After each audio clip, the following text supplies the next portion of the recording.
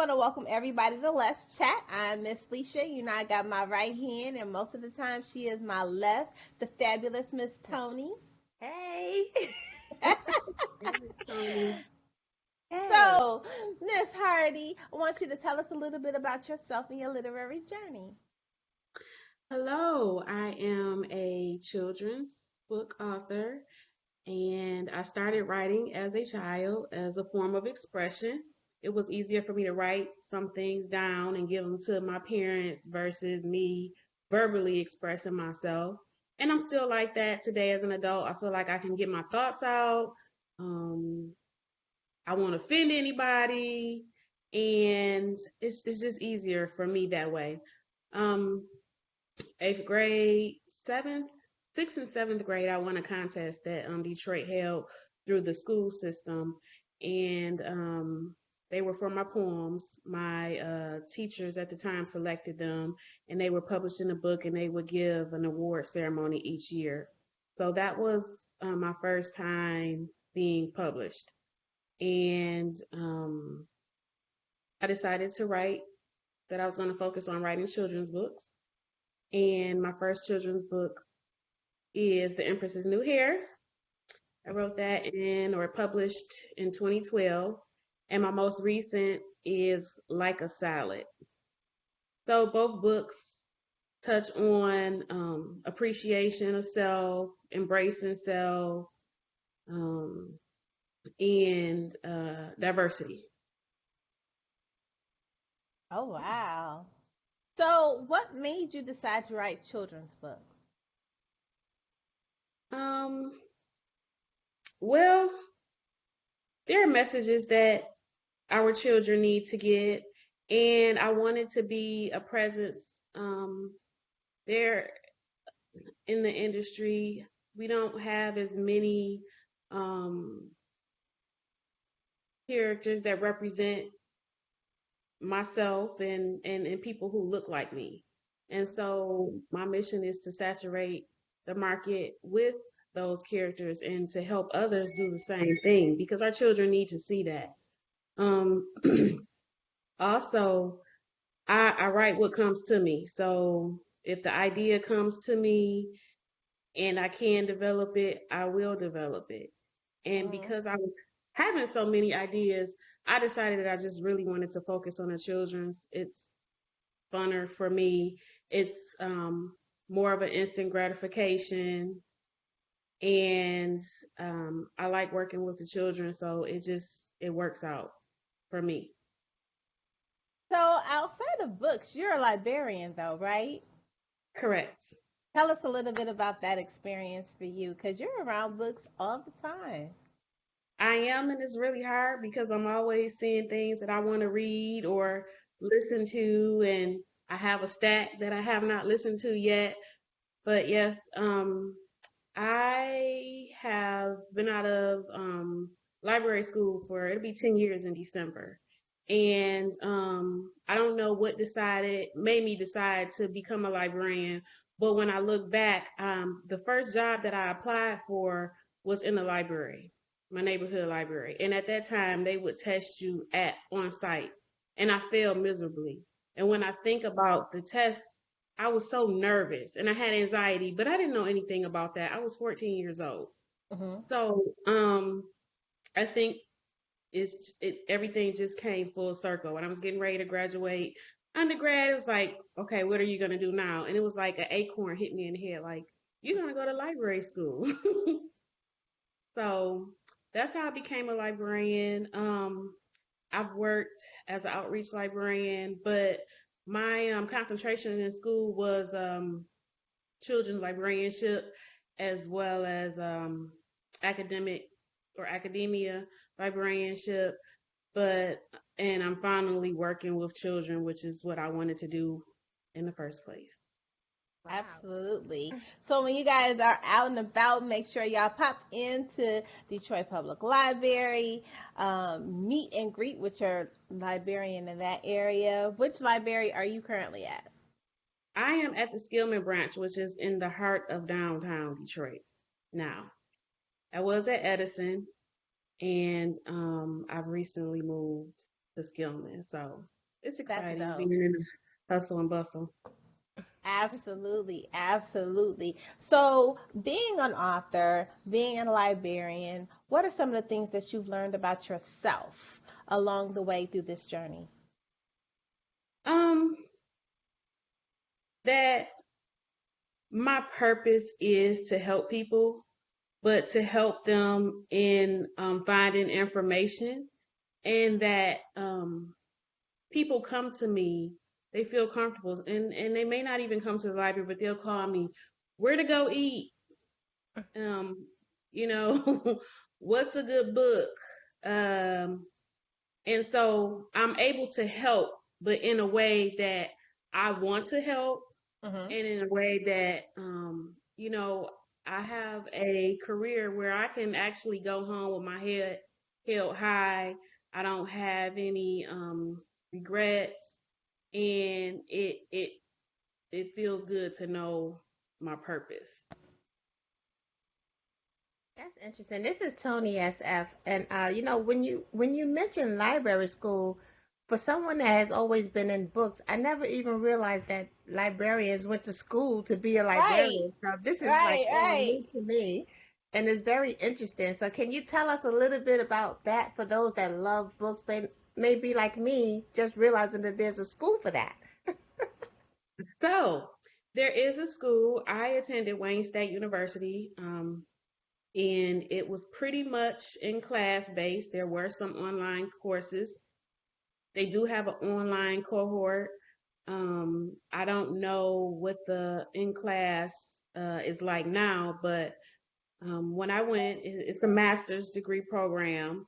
They also have certificates. So for like a teacher who wants to be a school librarian or a media specialist, they would go and get the certificate in school, at library school. And for me, I felt like our program honestly was designed for somebody that had worked in libraries already. Um, but and I was bored at first, but I got a graduate student assistantship at the graduate library, and I was able to actually work with the people, and that's why I stayed in the program because I really enjoyed the work. But it was it it was like a 36 credit program, and I did it in 2 years. Mhm. So they you can go longer if that's what you need to do for your lifestyle or whatever. But I had spent enough time in undergrad, so I said I wanted to go in and get out. Um, so that was my experience.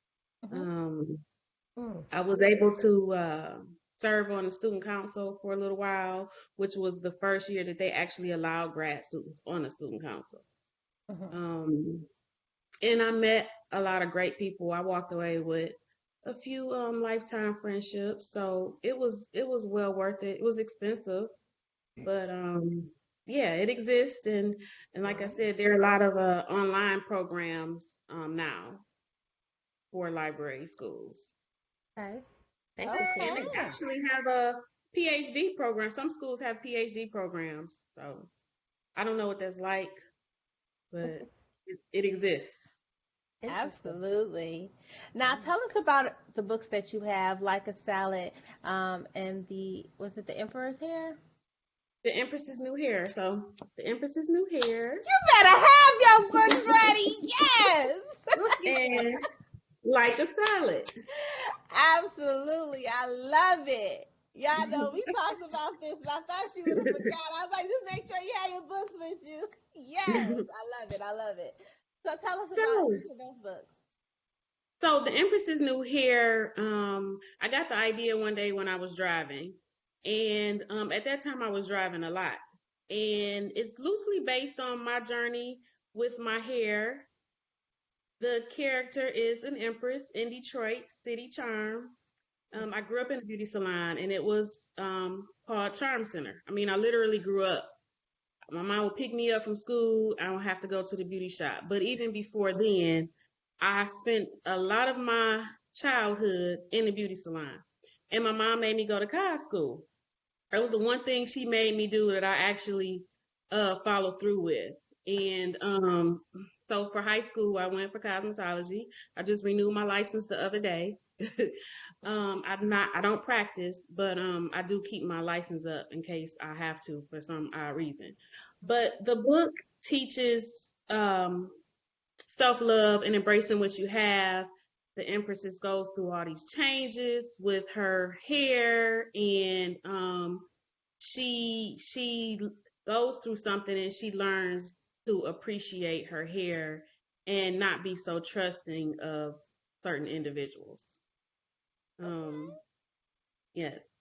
And then like a salad, something that I was writing the book in my head. It actually started out as a poem. I have the poem. I should have put it in the book, but I didn't.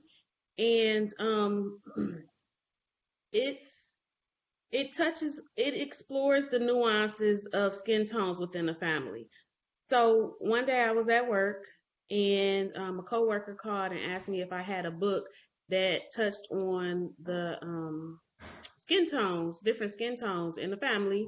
And I was like, not from the top of my head other than the one that I'm going to write. So she had a customer who was looking for that because there was a little one who had questions. They wanted to know why grandpa was lighter than she was.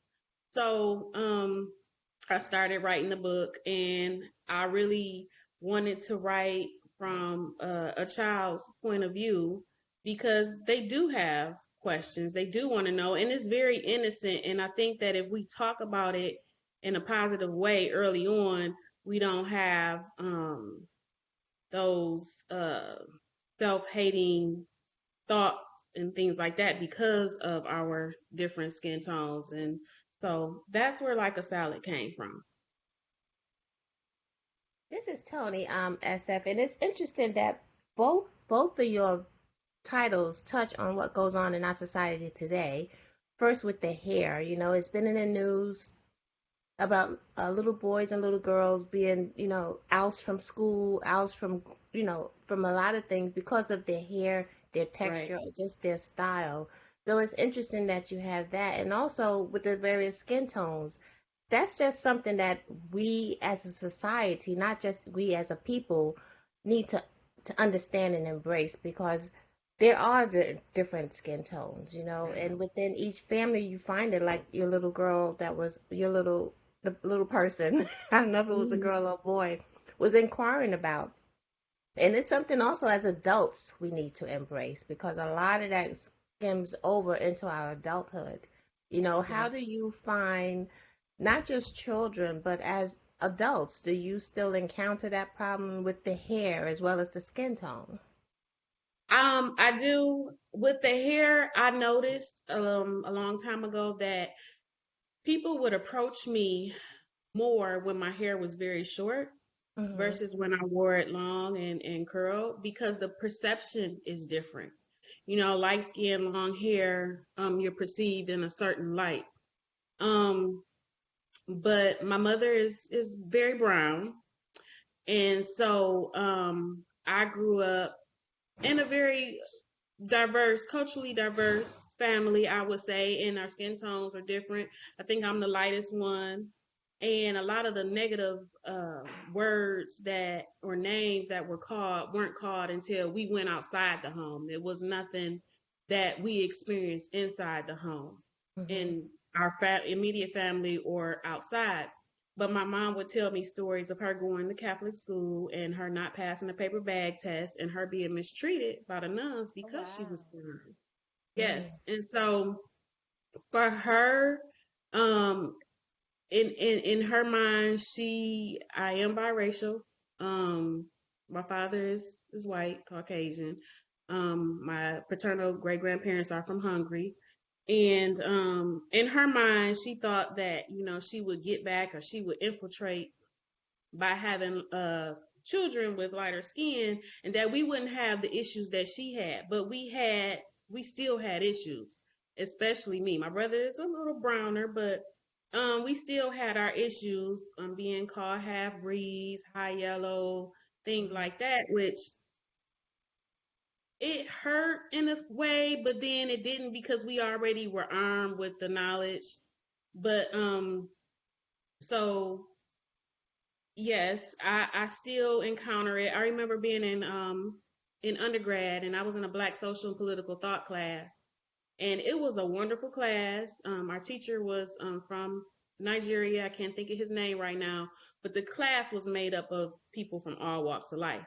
But there was a young lady who was African American, and she told the tale that her grandparents basically told her to keep it light. And so, basically to date people who were of a lighter skin tone. Oh, And wow. that blew my mind because I don't think I had ever heard that, come out of somebody's mouth before. So Mm-hmm. that was very interesting, and to have that pressure because I didn't experience that. I could bring home whoever I wanted to bring home. Um but yeah, you still experience it as an adult, and usually if it's directed towards me, I will correct the person because I don't like to play the name games with the skin tones and things like that. In terms of the hair, um my mother in love, who is also a licensed cosmetologist, she's no longer practicing, but I went to sit with her yesterday and she looked at me and she was like, when you gonna get rid of those locks? And I was like, I'm going to have to cut my hair. And I was like, I'm not quite ready to do that right now. But I was surprised to hear that from her being a stylist. And I'm like, yeah, I don't really want to cut it, and I'm really not trying to be into it with your son. So I'm gonna leave it alone for right now. It's very convenient for me. It hurts sometimes, but I like my hair the way it is.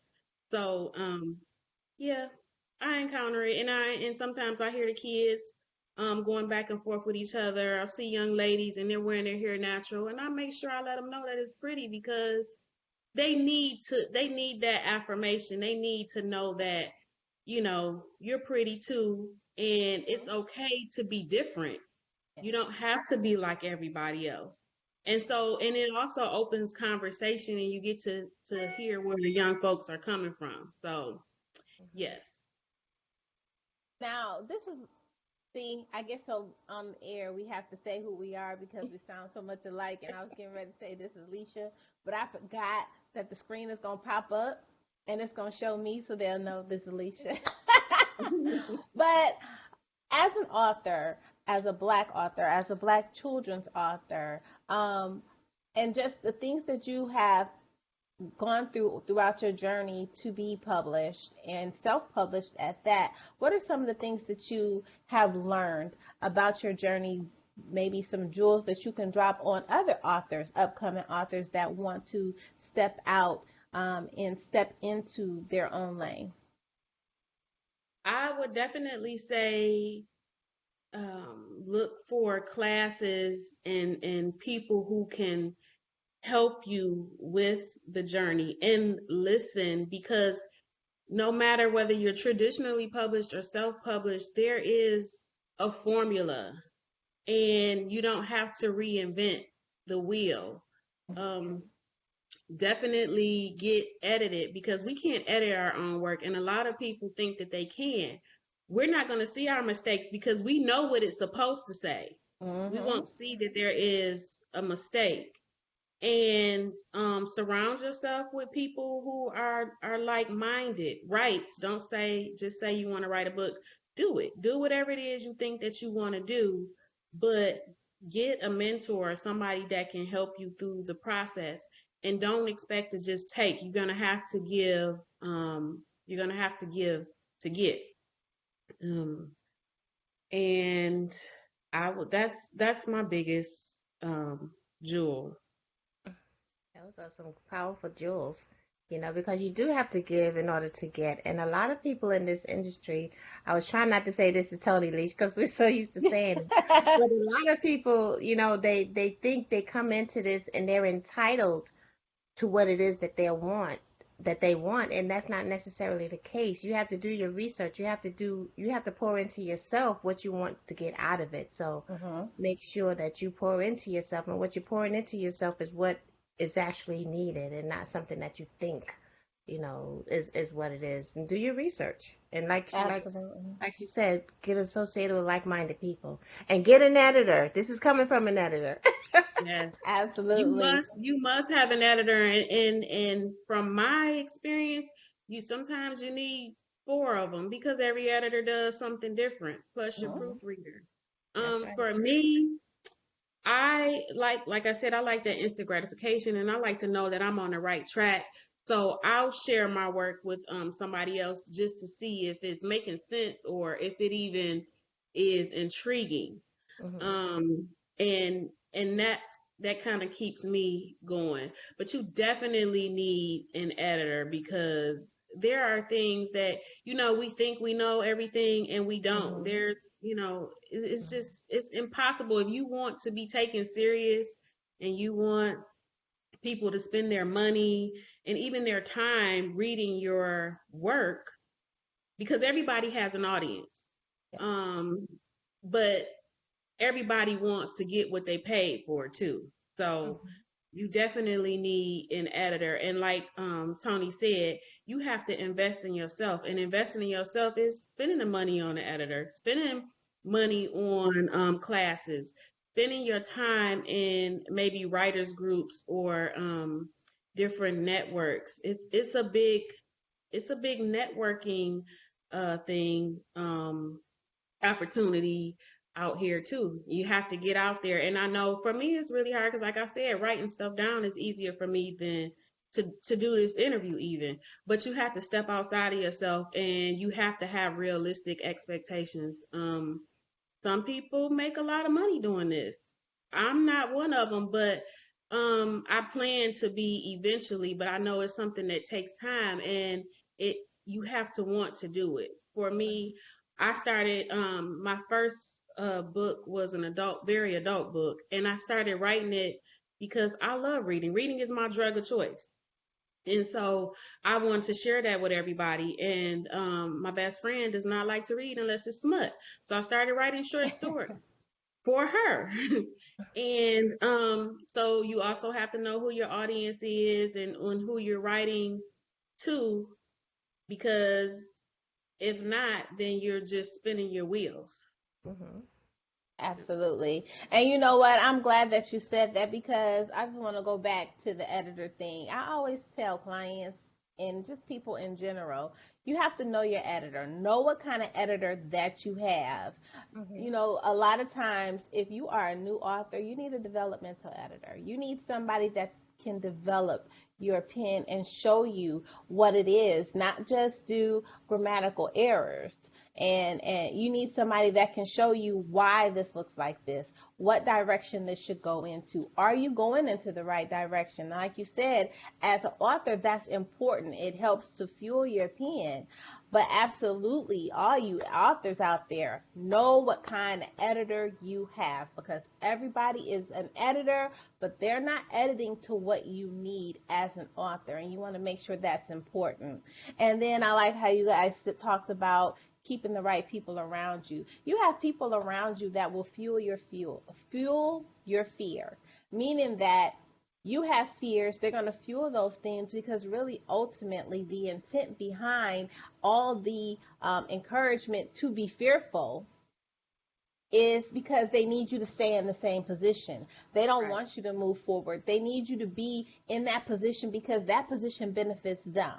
And Right. so when you step forward, everybody is not stepping forward with you. People change, seasons change, people's minds change. I mean, things that you want to do. Life is part of change. This is what it is. But at the same time, you have to make sure you're keeping those people around you that are fueling your success, that want to Yes. see you step forward. And a lot of times, you'll have people in your circle that say, girl, how you going? Or when you gonna start? Or what you do that for? Those are people that are not for you, sweetie. You know what I'm saying? And a lot of times we experience that just in life, and family is included sometimes in that. But you have to have those people around you. They may not understand your vision. They may not see your vision. They may not really be in line with your vision, but because they want you to win and they want you to do whatever your heart desire is to do, whatever your passion is, they backing you up no matter what. Whatever direction you going into, they going to. They may not Right. see it, they may not know it, but they just gonna go with you. And Exactly. that's really what your team is. Those people, that's the people, your village around you. Because book money is slow money, and any business when you first start is always going to be slow. But you have to be able to, one, you need those people that speak into you, like Ms. C was saying. They have to be able to pour into you. I think a lot of times, especially as women, we pour into everybody. We pour into our kids. We pour into our husbands. We pour into our parents, aunties, uncles. We pour into people, but a lot of times, especially as women, sometimes people don't pour into you. And it Right. becomes difficult sometimes and frustrating, because you kind of feel like a wobbly chair at times. And Yeah. so a lot of times that means that you have to just reset those people around you. You know, you can't have everybody around you because they may not understand. And a lot of times when people give you advice, their advice is based on their own experience of what they only see themselves doing as far as they Right. see themselves going. So if they don't see themselves going that far, it's going to be hard for them to see anybody else going that far too. Vision is Now, important. absolutely, absolutely. How important is it for your husband to support your vision? It's important because a lot of times I have to take finances and and from the house or, from us in order to cultivate what it is that I'm trying to cultivate. Mm-hmm. Um, and a lot of times he shies away because he's not really familiar with the industry, although he does media, voice media. So I try to find things that we both can appreciate, like doing voiceovers, and try to find a common ground. Also, you know, I you it's very important that he be on the same page in terms of at least allowing me to do what it is I think that I Mm-hmm. want to do in the industry. And he pretty much is. He doesn't really mind what I do. Now, can I get him to participate in some things? Like, no, I asked him to manage me. He's like, "Mm." and how he's more of like the money person, like where you gonna get money, how you gonna do this, how you gonna do that. That's what I need you for. So to kind of like, put me on track. But it is important because I don't need that conflict, and I'm pretty much, once I have my mind set to do something, I'm going to do it. Yeah. So the littlest things are important for me, like just reading to give me your feedback, let me know, what you Mm-hmm. thought. And it may not be what I want to hear, but it may be what I need to hear in That's right. order to put out the best Yeah. product. So it's important, and it's important for my entire circle to support, or I would say octagon. um because you have you have friends and family who you talk to every day, and then you have those who you may not talk to every day, but there's the love is there and the Mm-hmm. support is there, so they're kind of like out, but they're in. So Absolutely. And it's funny you said that because I always call that, um, say that there is a thing called backhanded support. yeah. And backhanded support, just so y'all know, is not support at all. But Right. that backhanded support is what we sometimes have to look out for, because backhanded support is, you have those people that say, go do your thing. And then when you do your thing, it's like, oh, well, why are Yeah. you doing that? You don't want you. That's not supportive. That's not being supportive. But I want to say that the support system behind you and behind your vision, you're absolutely right, is very important to you. And being able, by him wanting to being into voiceover and things, you're supporting his vision at the same time. And so I love the fact that you say, I try to make sure that I am, not just supporting myself, but trying to find things that we can do together and be able to build, because ultimately what you are building is an empire. Your empire is just two different type of things. You have books and media, and that is absolutely an empire that you guys are building. And so I love it. I love it when husband and wives come together and they're able to build. A lot of times people don't understand what building is. They don't understand the purpose behind building, or the work that goes behind building. And it's very important, especially when you have two visionaries that are moving forward to do something. Now, what was the most difficult part about writing children's books for you as an author, as an adult author? I would have to say finding and securing an illustrator and being able to pay for it, because where adult books, a lot of the money to publish it is spent on editing.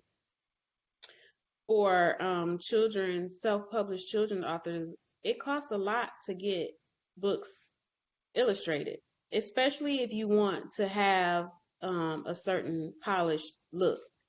And just recently, I read a review. It was done years ago, on my Empress's new hair book, and they basically rated me very low because they said that the characters look like some familiar characters. I think it was Disney, just with brown faces. And I had to accept that. I didn't illustrate it, and I didn't, the characters, I'm not really that familiar with the Disney characters, so I didn't see that. But like I said, we had to take the criticism. And now that I look at it, I can see where they're coming from, and I have to consider, and I'm considering redoing the book all over again with illustrations. But again, it costs money.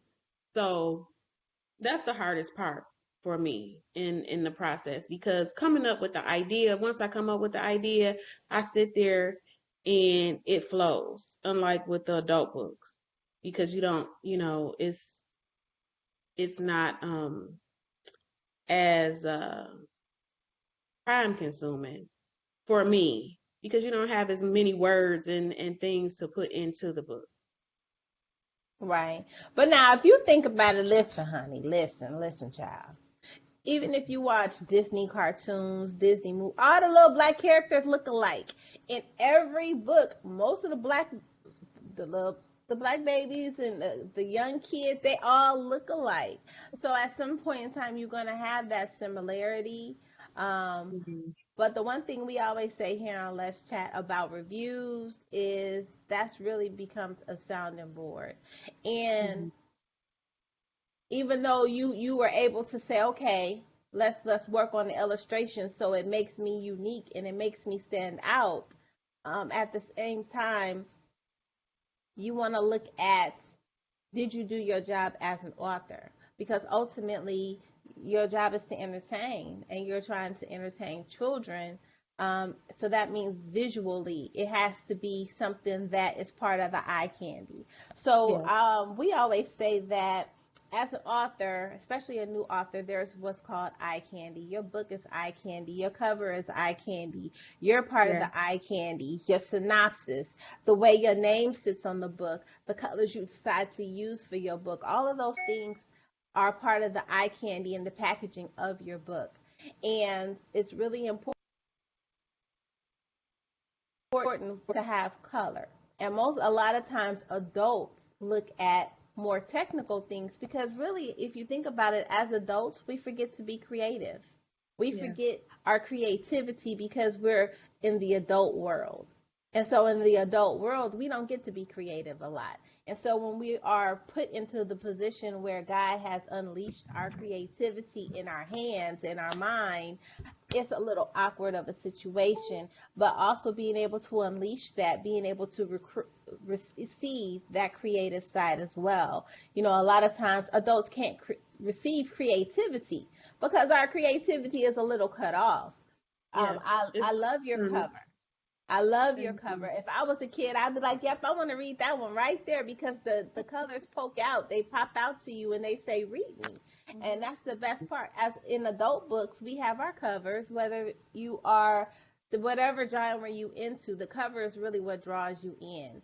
So how are you able to gauge the children that are reading the book to be able to get your feedback kid-wise from the fan base? Um, I have nieces and nephews, and also my son, who is a little older, but I read to the young ones. We sit and read, and sometimes as a family, and I get the the facial expressions and the um just if they sit still and listen, I can tell whether or not it's going to be something that is interesting to my little ones. So that's basically um who I use to gauge if it's going to be something that is going to be received well. I have a Absolutely. question. Do you have in your mind your characters, and how do you portray them? Do you sit with your illustrator? Do you take advice from him? How do you come up with the visual that you put into your books for your illustration? Okay, so I think that I'm very intentional, Hmm. especially when it comes to the skin tones, with the women or I the lead characters. My mom on here is very chocolate, and so yes, I sit there and I'm very specific. I like color. Um, we fight all the time about painting the house because I'm not scared of color, and I put colors together and they go together really well. And sometimes my vision is not understood until they're actually put together. But yes, with like a salad, Navi Robbins was the illustrator, and I told him I wanted a lot of color because it's a salad. So salads are colorful generally. hmm And so he was able to make that come to fruition. And the same with the Empress's new hair. I wanted a lot of color because, as we said, people are attracted to color. Children are attracted to color, and so are adults. I got compliment from somebody. I was walking up and they was like, "I love your book. I'm gonna get it." She was like, "That cover is what sold me," Mm-hmm. and so she's like, I love the cover." And actually, Navi, I do remember now because people keep saying the dad in like a salad favors my son, and I do remember him asking me for a picture of him. So I was like, yeah, he does favor him. But yeah, I like to give creative freedom because I work better under creative freedom, but I also like to have some parameters so I kind of have an idea of what you want. So I give the same to my illustrators. With um the book that I'm working on now, I'm finished, but it's being illustrated. Dancing monkeys in my soup. Oh, I like that. I'll come back to the title in a minute. But the illustrator drew the mom, and I was like, she not funky enough. I want somebody that's representative of, she looked like the typical maybe 1960s mom, maybe my mom. I don't know, but I was like, she's not funky enough. I was like, can she get an earring in her nose or something like that? She came back. The hair was it was she wanted to do it anyways, but she didn't know how I would accept it. And I was like, yeah, this is dope. This is what I want. Hmm. I want this. And Hmm. so, coming back to dancing monkeys in my soup. So I told you ideas come to me, And one day I did a program. It was a robotics program at work, and I had my youngest nephew. Well, no, he's not the youngest. He's the middle. Sire. Sire is a dancing machine and baseball player, but he is a dancing machine. And his dad was as well. And I love dance, although I'm not really that good at it or I'm really shy. So sometimes I'll dance, sometimes I won't. But anyways, um, the idea, the title came to me. And I also love monkeys. And I had just talked to my best friend about the pygmy marmosets in Peru. And so I just sat down and I wrote the story. It was inspired by my nephew, and it's about a little black boy on vacation. You know, that's another myth, that black families don't take vacation. So this boy is on vacation, and and these monkeys are doing Afro-Peruvian dances, African dances, salsa, and so it's a really cute, fun book, and I think Lissha and I are going to make sure that it becomes a series of books that where the main character, travels the world and he experiences different animals and cultures and brings it back to our children. I like that. I like that idea. Now, here on Let's Chat, we always like to do something a little fun. T always comes up with the fun stuff. She always comes up. Yes, y'all, T. I don't do anything. It don't be me. It don't be me. I just sit back with my fuzzy slippers and my red cup, and I just wait for T to do what she do. But she always comes with these fun, creative questions. So I'm excited to see what her fun, creative question is for you today. All right, T, I'm ready. Oh God, I really feel like I'm putting on the spot live. It brings a different flavor to the prompts. Right. Well, thank you so much for joining Lissha and I, and for being patient as we get our act together with our very first live, and welcome everybody. But I love the concept of what you bring to literature, and especially to our young readers. So I'm going to give you 2 props to put into a children's book that children will love to hear. Now, I'm an animal lover, so Okay. I've had a myriad of animals that live in my home, and they actually just walk around because my son works he works with animals as well. And one of our favorite animals was a bearded dragon. I'm not sure if you're familiar with bearded dragons, They're but in like India they're in the somewhere. lizard family. Okay. And we actually used to have them walk around our house. But I want to Okay. take a bearded dragon to put into a story, and I want that bearded dragon to wear a crown.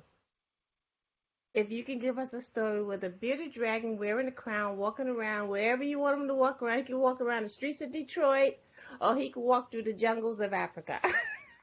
So just give Okay. us something with that. You want me to make up a story about a bearded dragon? And give him a funky name. His name is gonna be whatever you want it to be. It's a funky eccentric name, because he a bearded dragon. He got a crown, but he walking in Detroit, because that makes it more. Detroit is really it's really exciting. So he's walking around the streets of Detroit. Give him a funky name. And he We got ready? his crown to the side. Right, his crown is cocked to the side. Okay, so Drago will be his name. Okay, I like that. That's what came to me. Drago and the Magic Crown. So Drago and the Magic Crown is a short children's story about a bearded dragon in search of ice cream. Oh, Ooh, I like okay. it. All right. Drago he escaped from his cage and he wants ice cream. There isn't any in the freezer at home. So when his owners open the door, he scurries out into the backyard, to the wilderness that he's never experienced before. And as he walks down the street, he goes around the corner, he's admiring the homes. His crown falls off, and he loses one of his jewels. So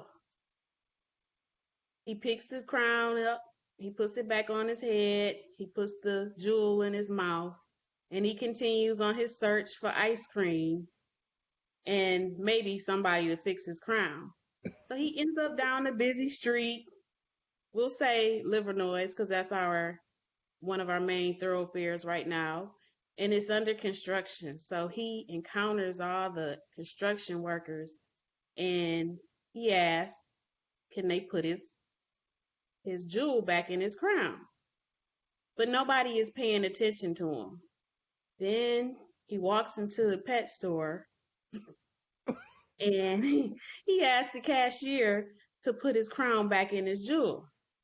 Well, he scares her because she thinks she let the Drago out of the cage there.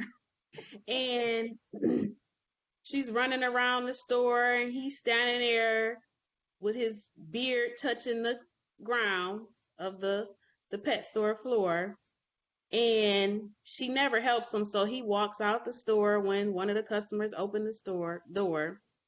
And he continues on down and he finds the sweet shop. And he waits in the long line for ice cream. And finally a little kid sees him.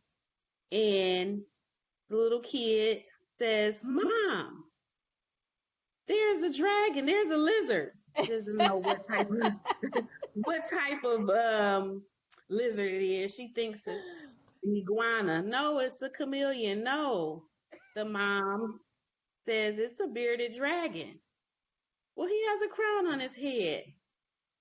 And at that point, he drops the jewel out of his mouth. Well, his crown is missing the jewel. So they help put the jewel back in the crown, and then he gets some ice cream.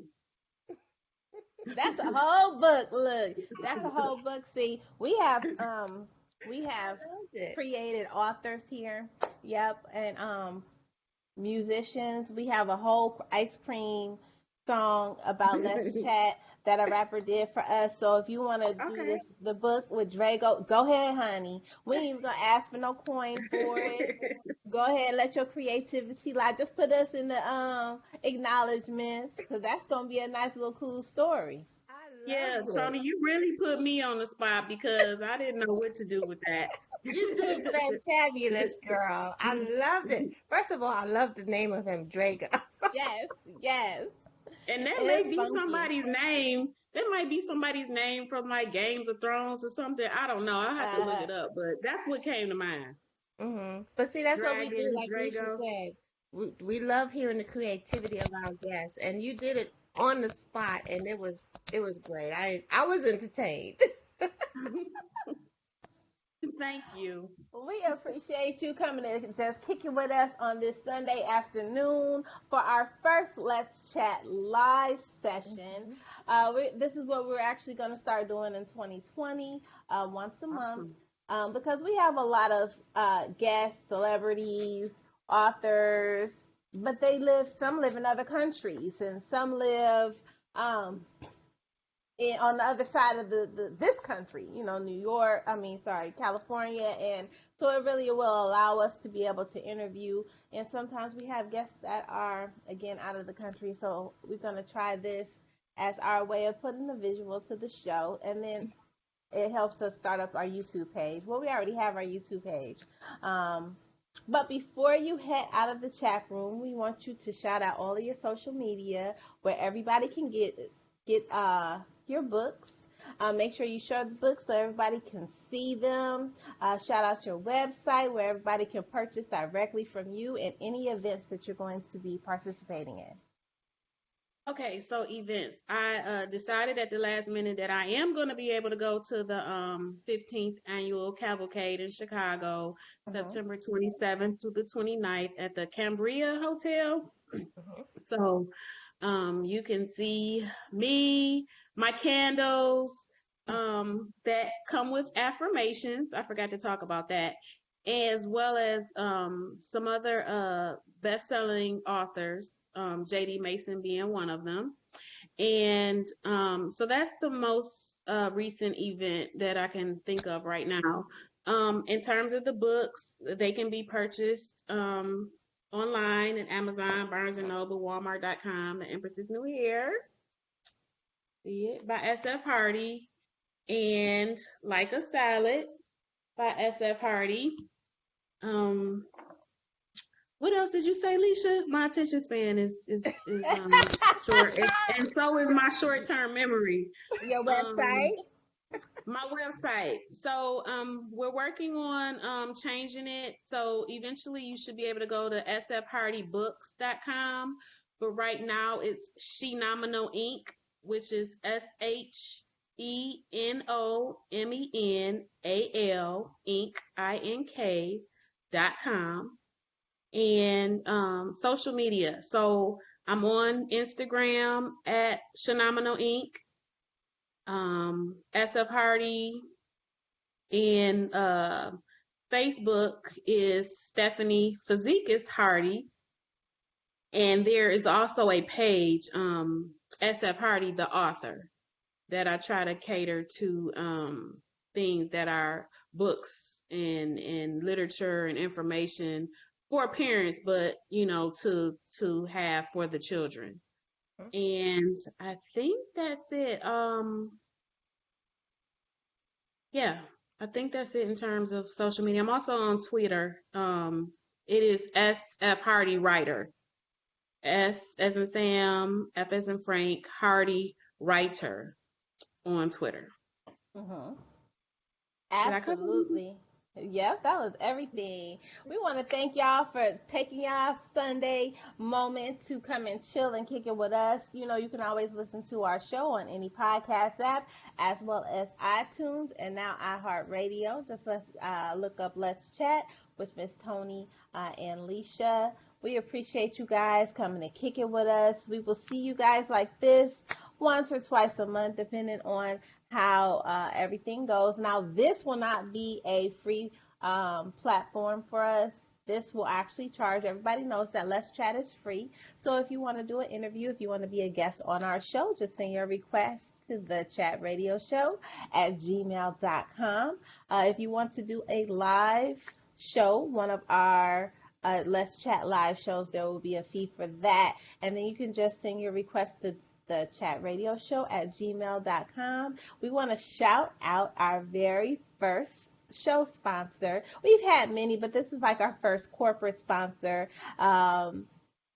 The Face Cafe, which is a Atlanta beauty bar here in Georgia. So we appreciate them for being our sponsors for our show. You can also catch us on our social media. We're on Instagram, Twitter, Facebook. Make sure you follow us and say hey, hey, hey to the ladies and Let's Chat. So we are going to let y'all go. Enjoy y'all Sunday. Have a fabulous day. And we will see y'all next time. Bye. Thank you. Thanks again. Thank you. It was fun. It was.